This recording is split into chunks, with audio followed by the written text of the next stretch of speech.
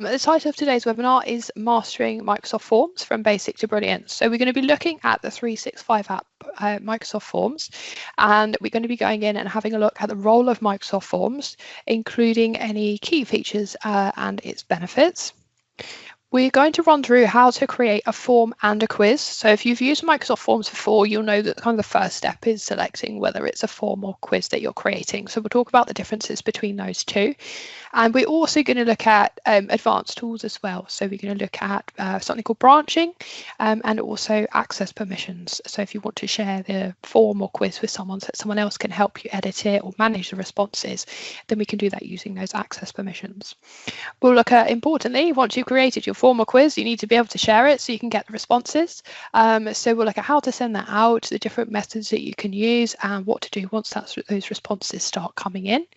And then right at the end, we're going to look at how forms can be used with other 365 apps. So as with all the Microsoft apps, they all interlink, as you've probably seen from our webinars so far. So once you've got your form, we're going to be able to use that and link it with an Excel. We're going to be able to use it within our SharePoint intranet site if you've got one. We can use forms within Outlook, and we can also use forms within Microsoft Teams as well. So what is Microsoft Forms? It's a web-based application. So in a minute, I'm going to access it via my browser, and we'll be able to go in and view kind of the homepage of Microsoft Forms and then create and manage our forms within the browser. We can create forms and quizzes, and we can share them internally and externally as well. So importantly, if you create a form for someone to complete, we can share that externally, even if they haven't got a 365 subscription or anything like that. We're still able to send that to them so they can fill it out. And obviously we can then use it to collect feedback and data.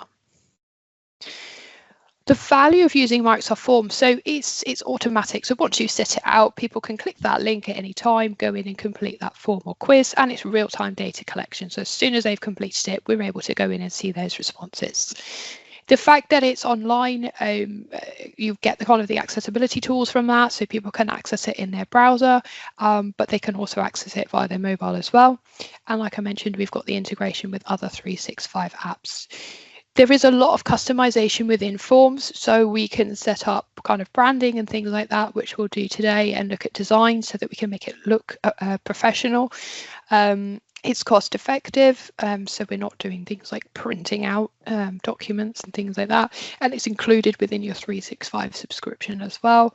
And we can input interactive features, so things like branching, where if someone answers, A to question 2, then we're taking them to question 4, or if they answer B, then we're taking them to question 8. So we can input that branching as well.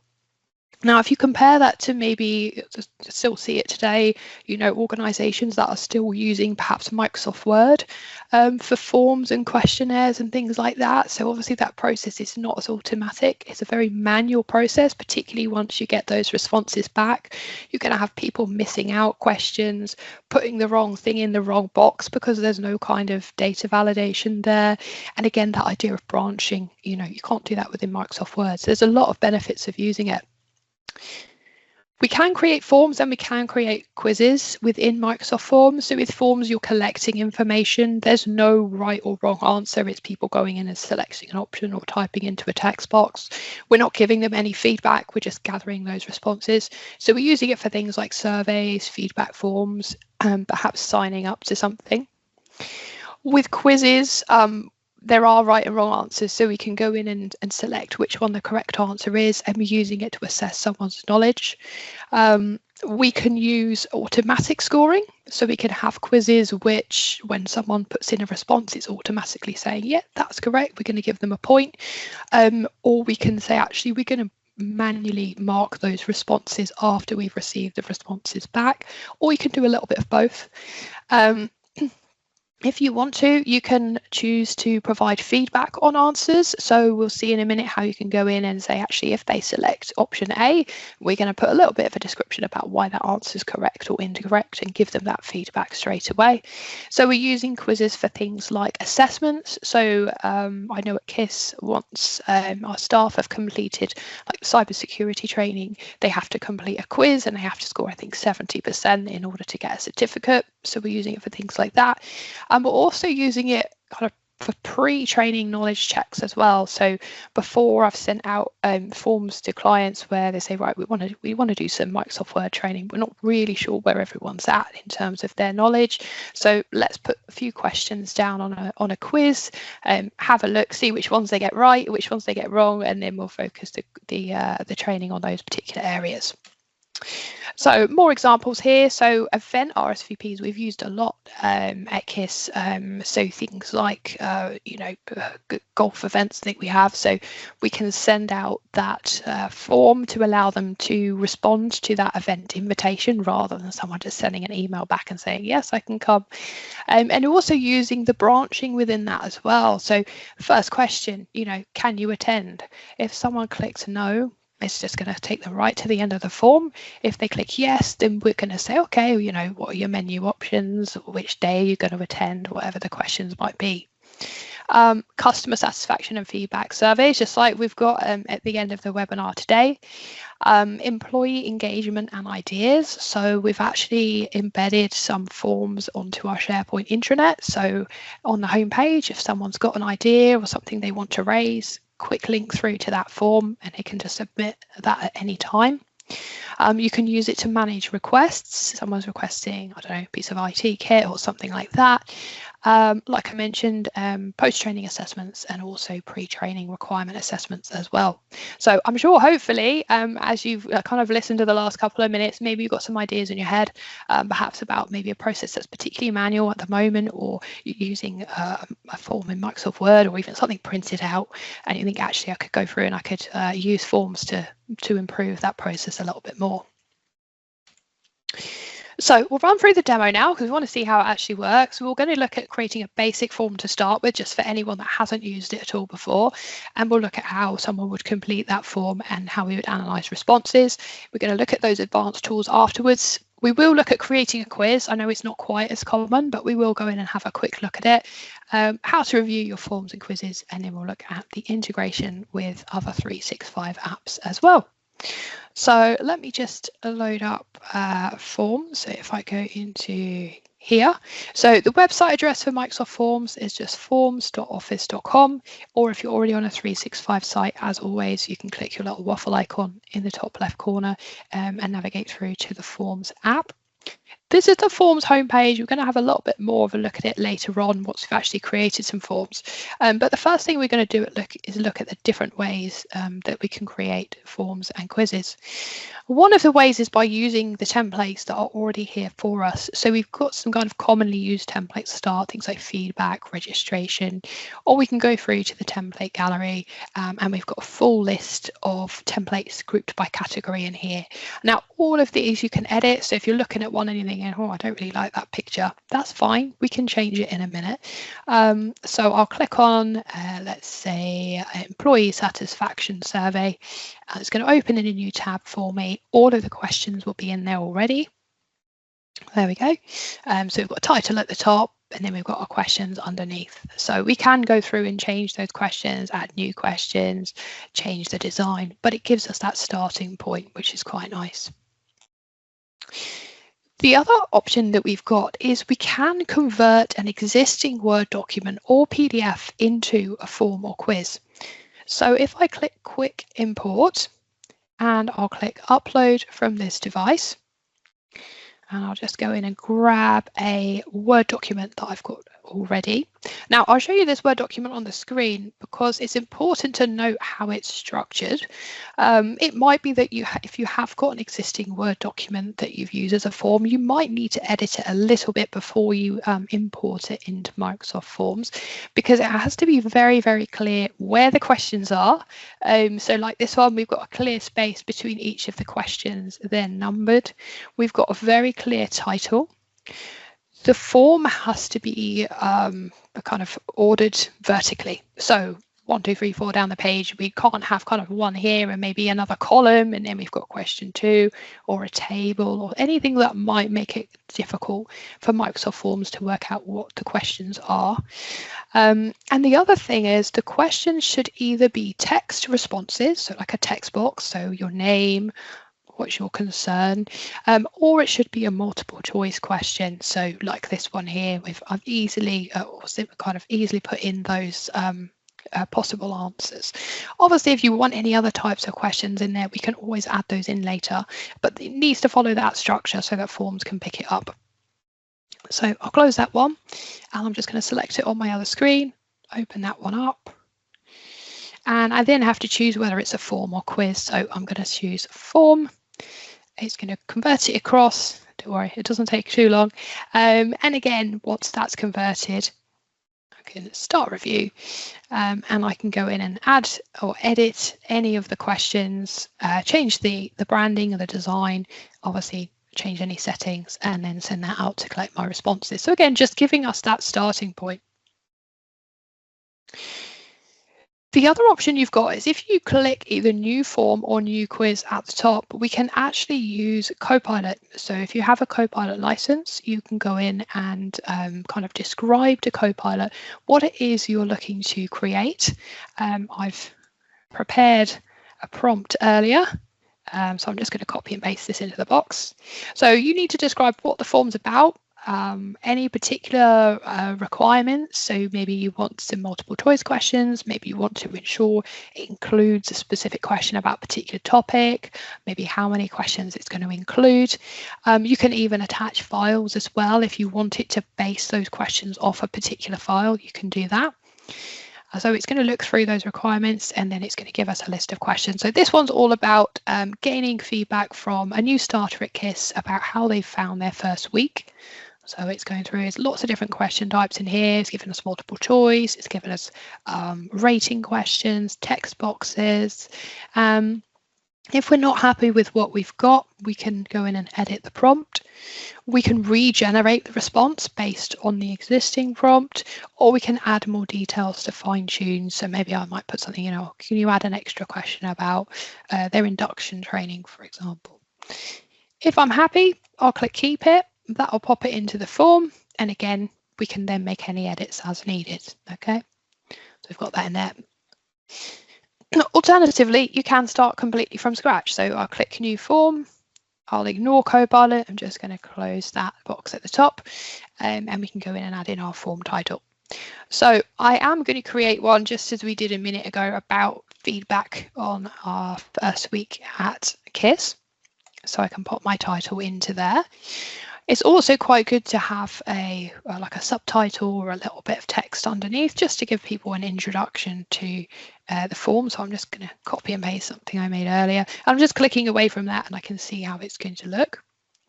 We can then start adding in our questions. So again, if you have a Copilot license, you can then say, actually, I'm going to use Copilot now, maybe to add in a couple of questions, or I can click the plus icon and I can go in and choose the question or the type of question that I'd like to have.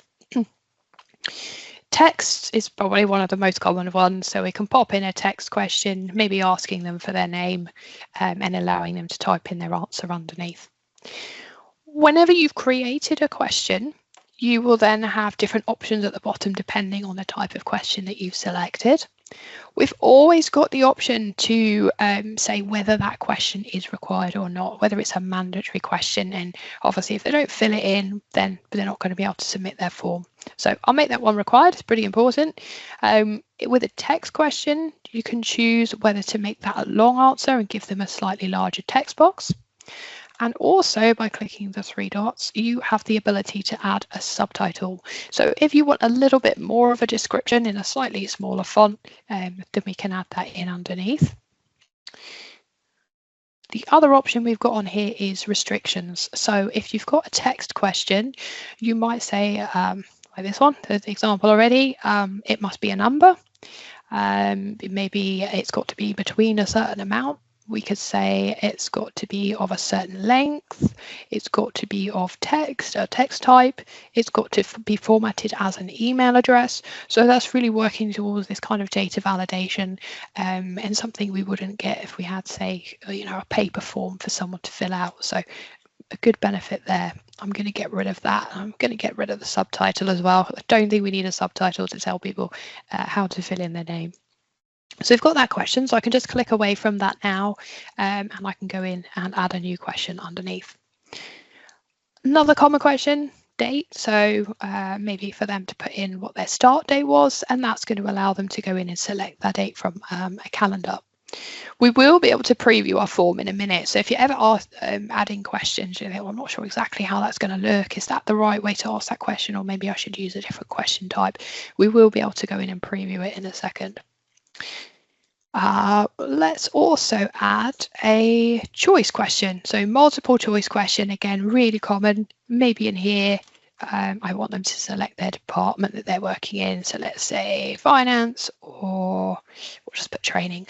You notice underneath that if it's kind of worked out what sort of question you're asking and perhaps the responses that you're going to be including, it gives you those there. So you can just click and say, oh yeah, HR, we want that as well. I want marketing, and it will allow you to pop those in. Can add training as well. Can't ignore training. With your multiple choice, you can use the bin to remove an option. You can click and drag the dots on the left side to reorder them, or use the arrows. And yeah, like I've shown you already, we can click add option to add another option. Again, we've got the option whether it's required, but we can also allow people to select multiple answers as well. And if you've got that turned on, you can even restrict how many they're allowed to select. So you can say actually they can only select up to 3, but we'll turn that off. The other thing we can do is shuffle the options. So not really in a form, you wouldn't do this, but perhaps in a quiz. And maybe if you've got a correct answer, maybe you don't always want the correct answer to be B, for example, in case someone's sharing the answers. So you might say, actually, make sure that every time you load a quiz, we shuffle those up. And we can also change the selection to a drop-down menu instead, if we wanted to. So they'll choose from a drop-down. Other questions we've got, so I'll just run through the rest of them quite quickly. We've got rating, so we can go in and maybe ask, how was your induction training? And they can choose, you can choose how many levels there are. So maybe I want it out of 10. We can choose the symbol. Maybe we want a tick, so they'll be able to go in and select from there. We've also got ranking. So that will allow individuals to go in and reorder the options.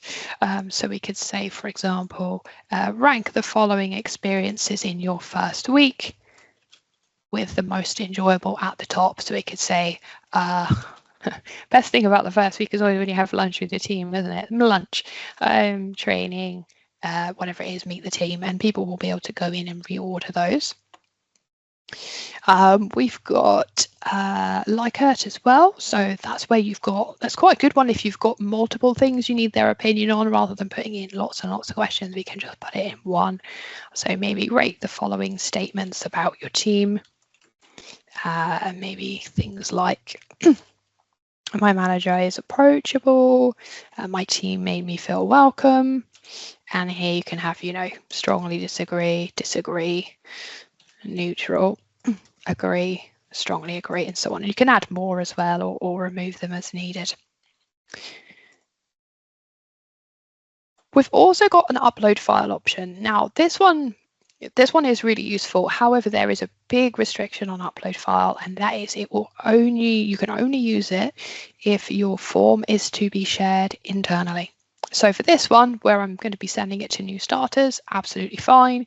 Maybe I can have them upload a copy of their completed induction checklist or something like that, and they'll be able to upload it, and we can go in and set even like how many files they can upload or what the file limit is. However, if I'd already changed the settings for my form and said, actually, I'm going to be sharing this form externally, then it wouldn't allow me to add this upload option. With the upload file, the files go into your OneDrive. So once people start completing the form, uploading the documents, it will automatically create a folder in OneDrive for you, and then you'll be able to see the forms in there. Obviously, if this form is something that you're going to be collaborating on with other people, you could maybe choose to share that folder so that other people can go in and see those uploaded files as well. Final one we've got is something called the Net Promoter Score, or the NPS. You might have heard of that before. It's usually used for feedback and recommendations. There's all kind of theory behind it. Like you can look at it on Google. It's about whether people are neutral or whether they're negative or whether they're actively promoting it. So again, you can go in and change the wording and things like that and add that to your form. When you're doing all of this, you can, of course, go in and edit any questions that you've already made. So I can click on a particular question. I can use the bin icon to remove it. I can either click and drag it or use the arrows to reorder. I can use the copy icon to copy that question. So if I've got another one that's very similar, I can just copy it, change it a little bit, rather than again adding that question from scratch. And I've also got the option to add images to questions as well. Excuse me, sorry, you probably heard my voice is not working particularly well today, but I'm determined to make it through.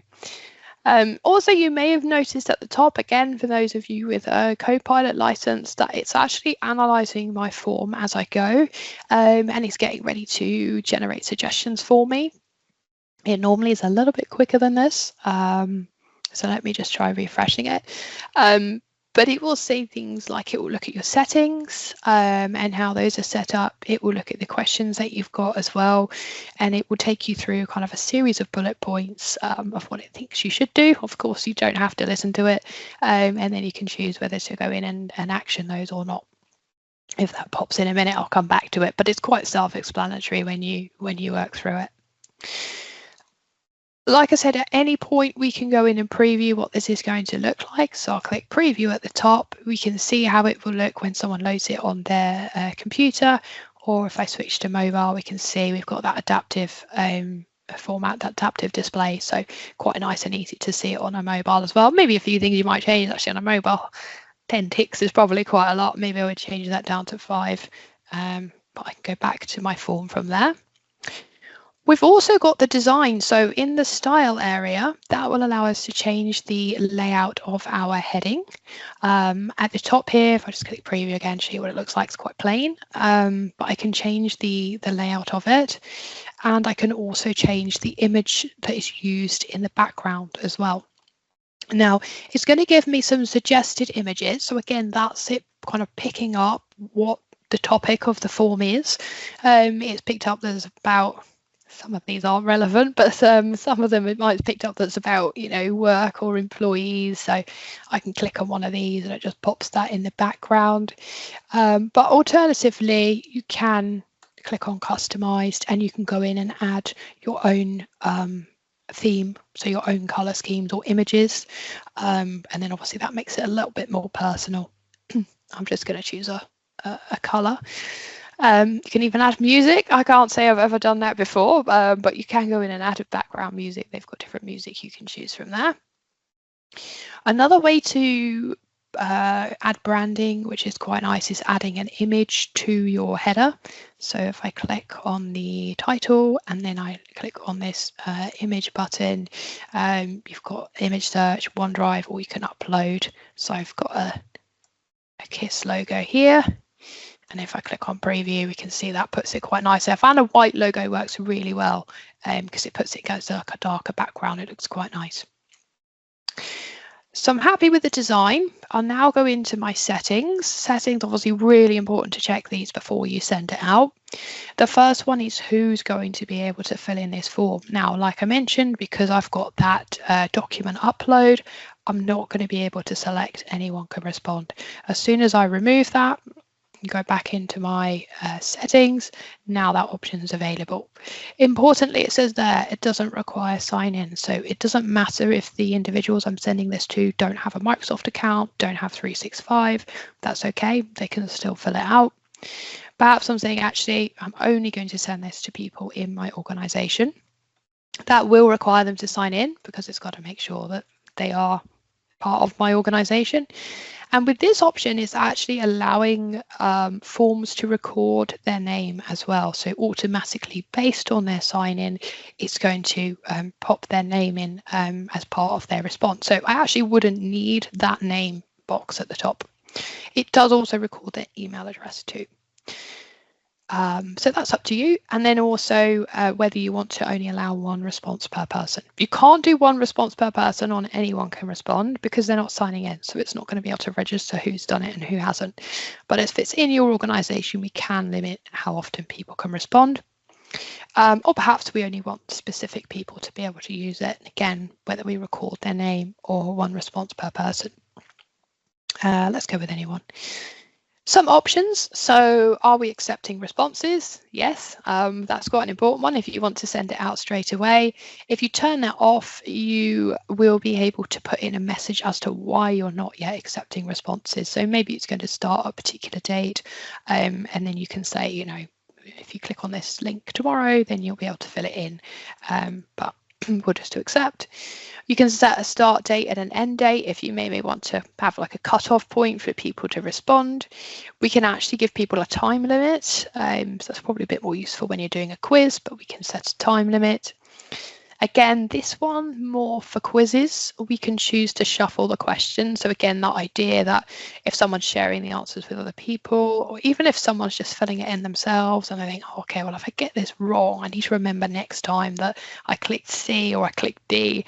If we shuffle all those questions and all of those answers, it's going to make it harder for them to know, you know, remember exactly which questions or which answers were correct.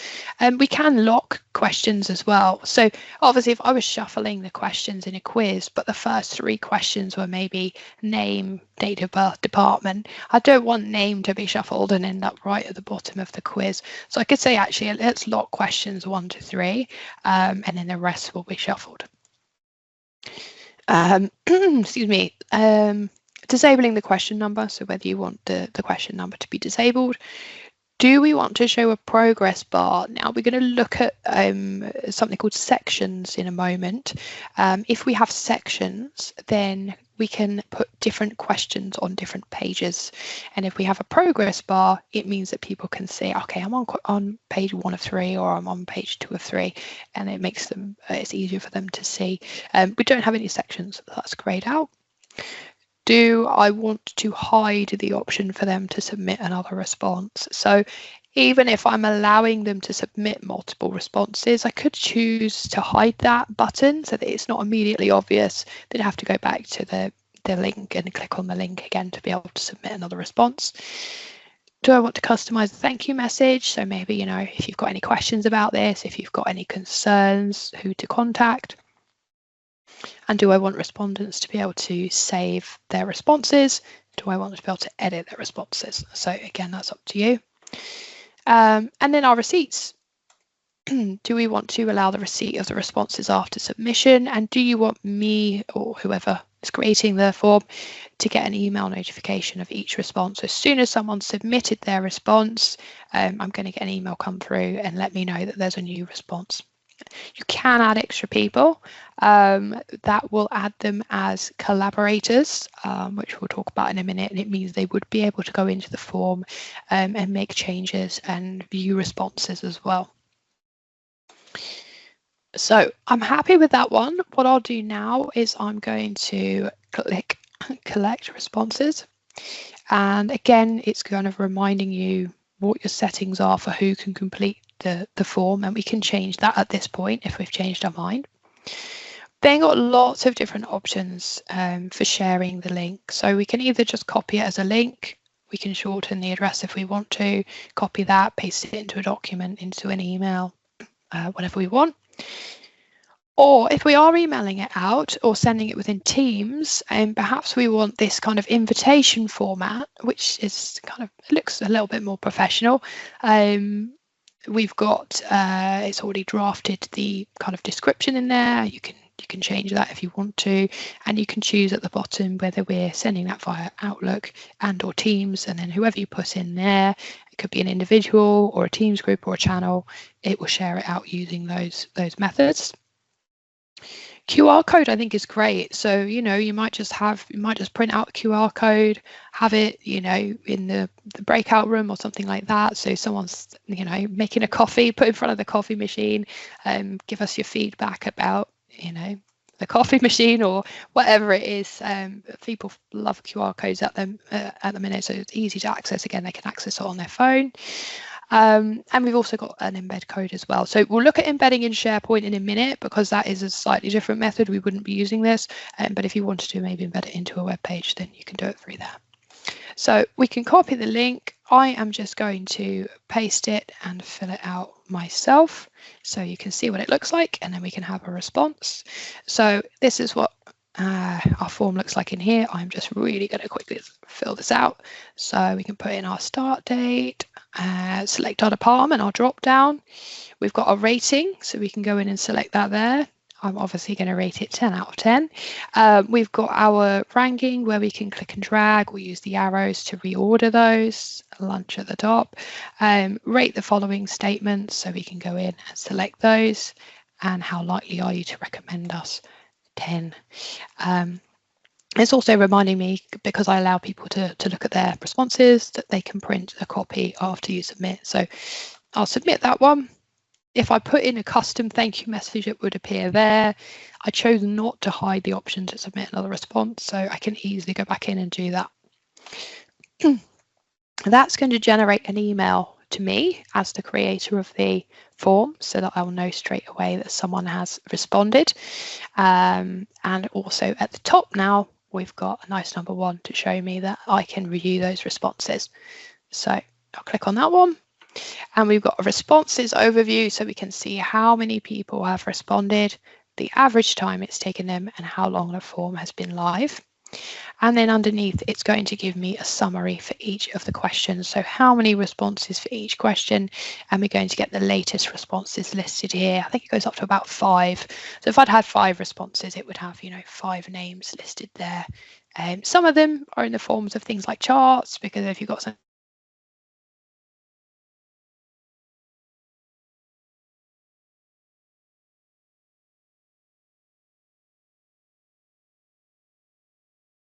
in, oh, have I lost my, sorry, my team's just made a noise. I thought maybe I'd lost my connection, but I'm back online. So any of those, we can go in and click on more details and see more details of the responses within those questions. We can also check individual results as well. So if I click on that one, it allows me to move through each individual's response. So this is respondent 1 and all of their answers, and then I'd be able to move to the next response, response 2, response 3, and so on, and view those individually instead. The other option here is to open the results in Excel. So this is going to tie in with kind of the first area where we can see forms linking in with another 365 app. And what it will do is it will create a table within an Excel file. It's going to open in my browser, but I could open it in the desktop application if I wanted to. And it's going to allow me to save that to OneDrive as well. Now, the interesting thing about this Excel file is it's actually syncing with my form. So there's a link between the two, and if someone else was to go in and complete my form, then it would automatically pull their responses into the Excel file as well. So what that means is it's a nice, easy way of seeing the responses. It also allows me to, I could share this Excel file, because obviously it's saved in my OneDrive. I could go in and share the file from OneDrive, and that means if I've got multiple people going in and able to and wanting to be able to view those responses, they can do it through that Excel file. It is taking a moment, but hopefully it will come through in a second. It organizes it automatically as a table, which is quite nice. If you're used to Excel, that idea of tables where you can click, the arrows at the top to filter and sort your data really easily. I'll come back to that if it loads in a minute. Perfect. So we've created our form, we've edited it, we've set up the design, we've done the settings, and we've sent it out. What I want to look at now is some of those advanced tools. So we're going to look at something called branching, and we're going to look at sections as well. Just see if I've not loaded it. With the sections, like I mentioned, it's this idea where, particularly if you've got a long form or quiz, you can have questions on different pages. So maybe they'll fill out the first page and then they'll click next and it'll move them through to the next page. It makes it a bit easier to manage when you're filling out a form if it is long, rather than just scrolling and scrolling and scrolling. To add a section, it's almost like we're adding in another question. So if I click on a question and then underneath, actually I'll put it under department, we'll put insert new question, but then I will choose section. And in here, I will type the title of the section. So maybe I'll call it something like your first day. And if I wanted to, I could put in a subtitle. What that will also do is it will automatically, it will automatically make any questions prior to that part of their own section as well. So it'll be the same thing with this one. I can click at the top here and I can type in the name of the section and again a subtitle underneath, and again you might have an image or any additional branding as well. So what that looks like, if I go to preview, it means that you've got like that nice heading there, little subtitle underneath. We're having to complete these questions first, and then when I click next, it's moving me on to the next page. Okay, so a great way to break up any longer forms or quizzes. The other kind of more advanced option that we've got within forms is this idea of branching. So if someone selects a particular response, then it takes them to the next question or a certain question depending on their response. So for example, I might, apologies, I froze for a second there. Perhaps if they select a particular department, say maybe if they select training, I want to ask them whether they're going to be based remotely or whether they're based in the office. So I'll add a new question in.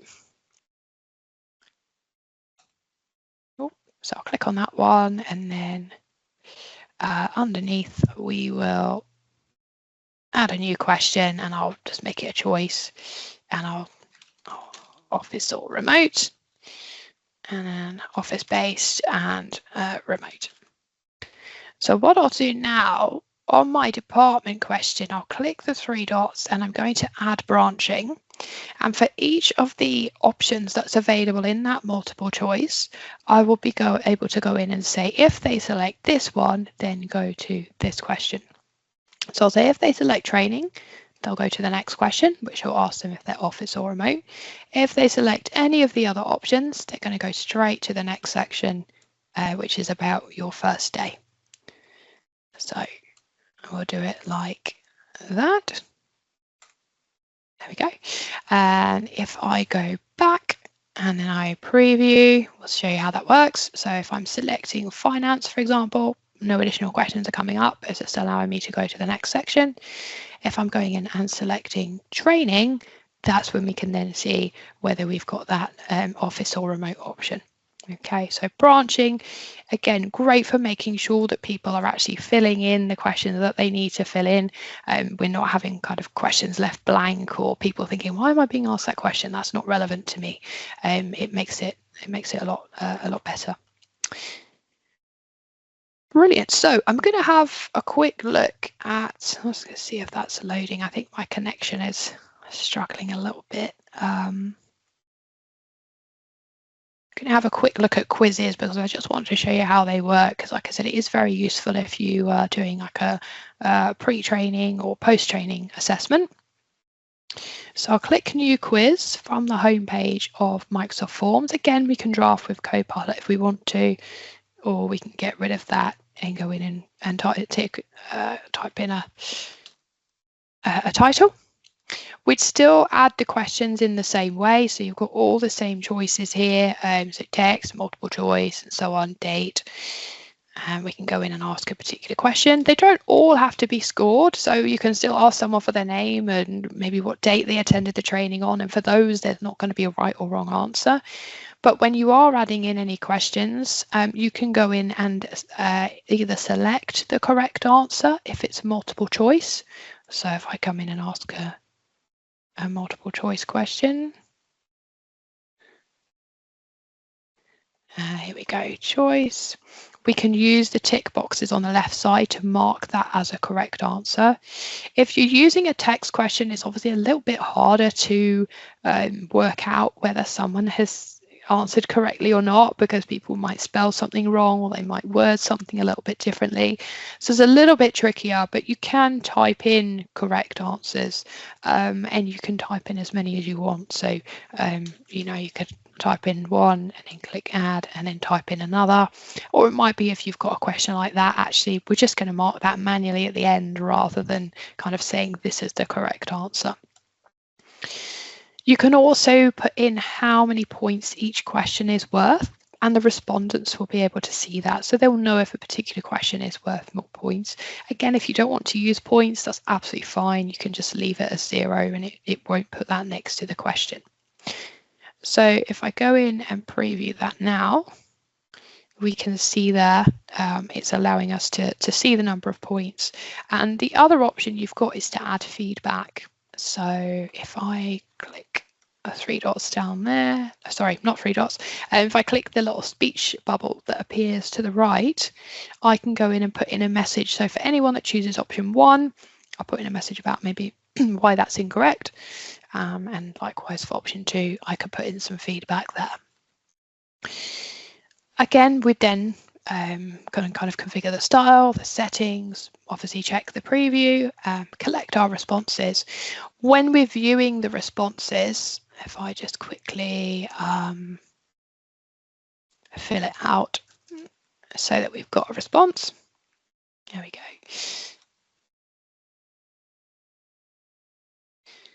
We can actually review the answers. So if I click review answers, I can go in and manually kind of change the scoring. So if I did want to give points for this question or points for that question, then we can go in and add those points. Like I said, you don't have to use points. If you just want to look at the answers, then you can. But if you want to include points in, then the option's there. Going back to the home page, so now that I've started creating some forms, obviously you can see the forms that I've got previously as well, and we'll be able to see those forms if I just refresh on my forms homepage under my recent forms. There they are. You can also do things like create categories, and then you can drag and drop them into the categories. So if I go to my forms, you can add collections, and you can drag and drop them into different collections. If you've got a lot, it's a little bit easier to organize.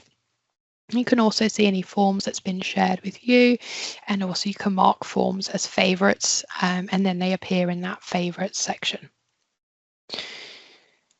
Another thing is to mention, kind of just on the topic of sharing, is that you can share forms with other people to allow them to be collaborators. So if I'm in my form now, click the 3 dots and I click collaborate or duplicate, you can share the link to collaborate and view results. So what that means is if I share that link with someone, they will be able to open this form like this, so kind of in the editing mode.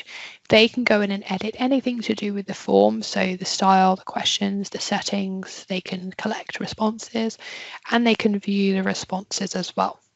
And you can choose kind of the access permissions with that link. So is it going to be able to be shared with anyone, or if we could say actually just people within our organization. The option at the bottom is to share it as a template. So perhaps someone else is going to be creating a form that's very similar to this one, and what I can do is I can get a link to duplicate, and when they click on that link, it will open the form for them, but they'll be forced to save it kind of as their own form. So then it has nothing to do with the one that I've created, but they've got the questions in there already, the design and everything like that. They can go in and make any changes they want to, and then launch that as their own form. So that's what that one at the bottom is there. In terms of kind of integrating forms with other 365 apps, we've looked at how it syncs with Excel, which has now loaded. So we can see the results are going to come in. Like I said, it's going to sync automatically and bring in any results into that Excel file. The other way that we can manage this within our 365 apps is from within SharePoint. So just an example here of how we use forms at KISS is we have our policies online, and individuals are able to read the policies from the SharePoint page and then complete a form on the right side to essentially confirm that they've read it. So all I've done to set that up, if I go to edit my SharePoint page, and I'm not going to delete the one I've got there already, I'm just going to add another one. So we'll click the plus and we'll add in the form widget. So I'll type forms, so Microsoft Forms, and then we're either going to choose to set up a new form, excuse me, which will allow you to do it there and then, or we can add an existing form, and all we need to do is grab the form address. So you go to your form, copy and paste that address that you've been sharing with people to complete it, and then you would choose collect responses, and that will allow people to fill that in, and it's embedded there on a page. Alternatively, there is the option to show the form results. So maybe, I don't know, on your intranet homepage, you want to show some results from a survey that you've conducted. You can embed those results as well.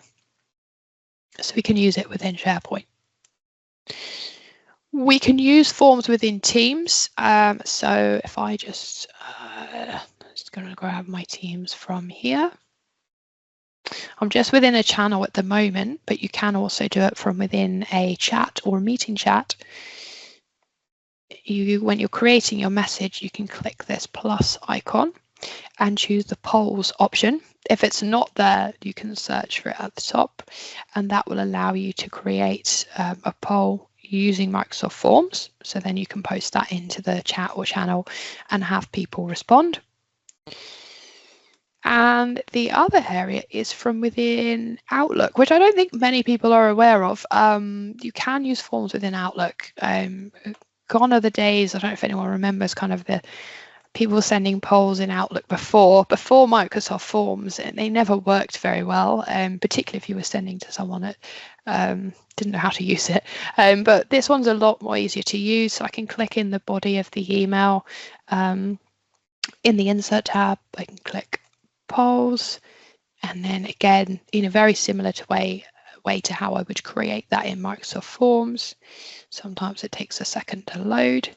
I would be able to go in and type any questions in. I can add more questions. I can choose in the settings down here whether I'm recording people's names or whether they're kind of confidential, and also whether I want to share the results with those individuals I've shared with as well. So you can change the settings at the bottom, you can preview it, and then you can send the email. So lots and lots of ways of using forms. It's not just, you have to have it in your browser and it has to be shared this way. There's so many settings that allow you to apply it to so many different situations, which is brilliant. So just popping back into my presentation. And the other 365 app that you can link Microsoft Forms to is something called Power Automate. Now, if you came to our last webinar, which I believe was in June, it was just before the summer, we ran that on Power Automate, and we gave kind of a very high level overview about what Power Automate is, what it can do, a few different examples. Our next webinar, which will be next month, is all to do with how Microsoft Forms can be used with Power Automate. So hopefully from this webinar, you'll feel confident to go away, maybe start creating some forms over the next few weeks. And then what we'll look at next time is how that can be integrated with Automate to make like a workflow, so that you can say, for example, right, someone's completed this form, and because they've completed it, we're going to generate an email to this person. We're going to create a Word document. We're going to pop this information into this Excel file, and so on. And we can create a whole workflow around it. And we're going to look more in detail about Power Automate than we did previously, and look at exactly how to set up those steps so that you can create a nice, straightforward workflow that you can use with your forms. So just to finish on some best practices for forms, tips for success, keep your questions clear and concise. That's the same wherever you're creating a form and whatever method you're using. Test your form before sharing. So make sure you're going into that preview area. Make sure you're filling it out yourself. You can delete responses. So if you are doing a few tests and then you think, actually, I want to make sure that my test responses aren't included, you can go to view responses and there's the option to delete in there. Definitely use sections if you've got longer or more complex forms. Something I will just mention, which is a bit of a drawback of forms, unfortunately, is when someone's responding to a form, they have to kind of do it all in one go. So there's no option to kind of save, come back to it later. It is something that you kind of have to fill out and then send it. Just thought I'd mention that. Share it with collaborators. So I might set up a form if it's something that's very important. Lots of people are going to be responding to it. If I suddenly was off sick tomorrow, is someone else going to need to be able to go in and manage that? So make sure you're sharing it.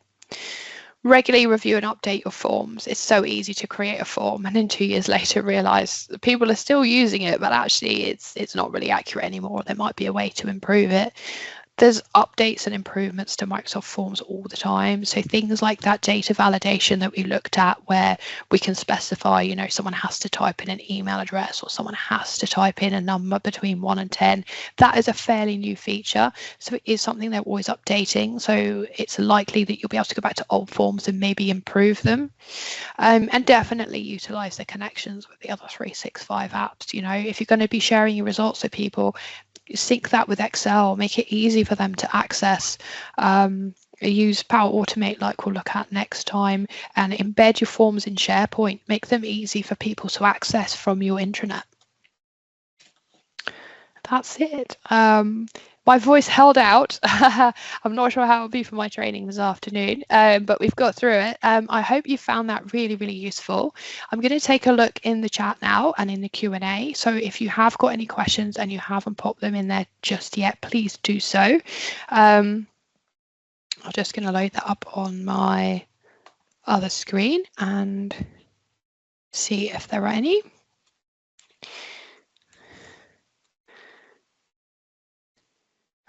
Can't see any at the moment. If you are writing any, if you just send them through. We're of course always available by email as well. So if you think of anything after today, or you start creating a form, maybe you want a second opinion on it, or you're not sure how to do something, which settings to select, then of course let us know and we're more than happy to help. Can't see any questions. I will pop the let me just grab that now, the link for the feedback form and for our LinkedIn page into the chat, so you've got that there. There we go. And yes, hopefully you'll all be able to register. Oh, have we got a question? Oh, that's a good question. Can you edit form after you've started collecting responses? How does it impact what you've already collected? That is a really good question. Yes, you can edit the form. So if I go back to, where's it gone? If I go back to my form in here, feedback on your first week, yes, I can absolutely go in and I can go in and start, I can delete questions, I can change the questions. It doesn't change the responses that you've already received. So in your responses here, anything they've responded will still be there, apart from if you delete a question, then that will get rid of that. But if you go in and change the wording, for example, or you add additional answers, then the response that they've given will still be there. But yeah, if you delete it, it won't be there, but everything else is still saved. And yeah, you can change it, and when you send it out again, or if people use the existing link you sent out previously, then those changes will be reflected when they load the form.